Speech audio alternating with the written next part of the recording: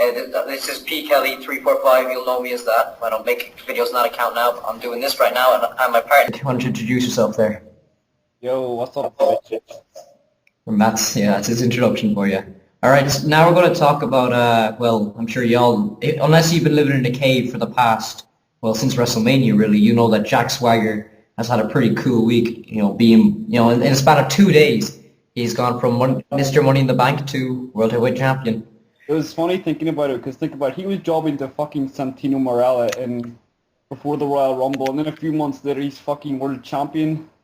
Exactly. It's like the exact same thing with Sheamus. He was having a pretty competitive match with Goldust, I remember, towards the end of his ECW career. And then, after a few months later, and he's the WWE champion. Yeah, that's true. But it's different with fucking Jack Swagger, like. Yeah, I know, I get you. But so, what do you think of this? I think it's stupid. I think the prestige of the world belt's gone way down, way down. It did go down though when the Great Khali won it.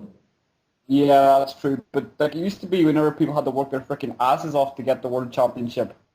Even in 2005 and 6, Batista and Orton, they still had to prove they're good enough. They had build up.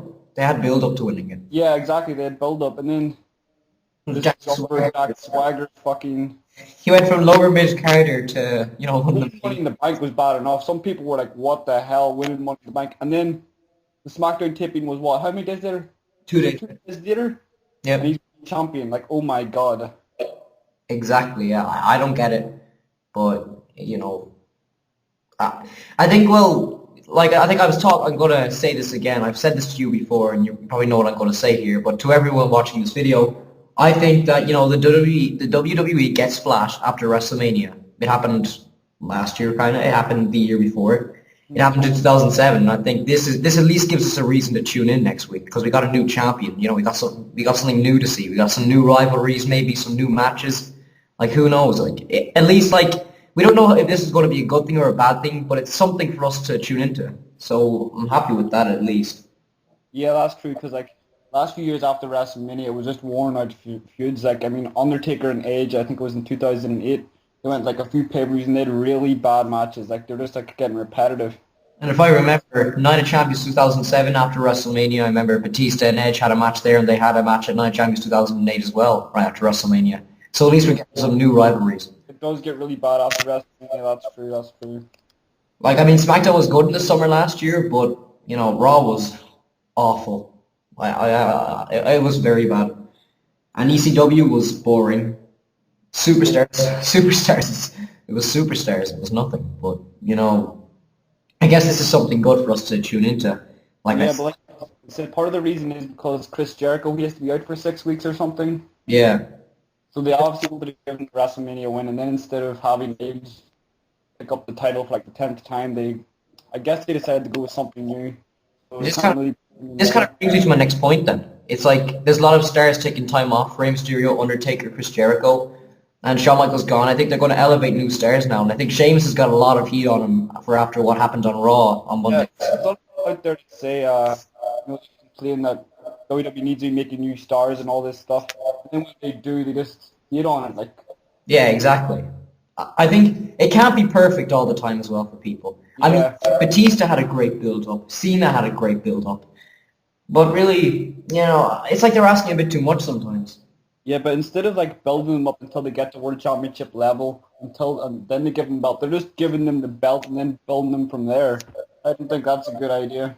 And if you think about the whole thing, the Money in the Bank, winning the Money in the Bank and cashing it in the circumstances Jack Swagger cashed it in can really elevate your career and get you heat. Look at Edge. And even if Jack Swagger does have a bad first title run, it doesn't mean that he's going to have a horrible career. Let's look at Edge again. Edge's first title run lasted, 3 weeks? Yeah, that's true. So he could, Yeah, exactly. After his first title reign, though, he, went down the ranks, and then he had to build himself up again. Yeah, but it worked out. He built himself. But stuff like this happened with Sheamus and Swagger again, But it did work. Exactly, and I think Sheamus is getting over. I just want to go back to that. I think he is. But then again, it does ruin the prestige of the world belt, just handing it to someone to have them lose it. I guess it does give us the shock value though. We kind of need shock value in today's era since there's no more attitude era and there's going to be no more, raunchy stuff or explosions or anything like that. The WWE seem to cut back on all that. Yeah, but isn't this what the Intercontinental Belt and US Belt should be used for? Yeah, but it's not really prestigious anymore at all. I mean, It's like they're skipping a level. They're going from jobber to world champion main event, that is true, yeah. I mean, well, I guess the Intercontinental title, who's it with now? Drew McIntyre. Yeah. And the US Championships with The Miz. They're two pretty credible wrestlers, to be honest. Yeah. That's giving them some build-up. But I guess everyone can't have the build-up that John Cena and Batista had. So, yeah. Like WWE was getting really bad. They just needed other people. It was like Batista and Cena and Edge and Triple H, the guys that got in the main event all the freaking time. Yeah. We have new people in the main event now, so that's one good thing. I will with that. So I guess it is working, but who's Jack Swagger going to feud with? Edge? That's what it looks like. Edge, and that could work. I'd like to see that feud. Yeah. As long as we haven't seen it before, I think it should be good. But could they really put on a good pay-per-view match? Yeah, I think they could. I think Jack Swagger has the ability to put on a good pay-per-view match. He hasn't been able to showcase it as much, but I think he can. They haven't given him enough time, in pay-per-view matches or enough time. It's the same thing as Sheamus. He hasn't really gotten that much time to do anything. Oh, he hasn't. His match with Orton and stuff. Yeah, it was really short. Yeah. But I thought his match with Triple H was decent to WrestleMania 26. What did you think of that? It was decent. It was a decent match. It was better than what I thought it would be.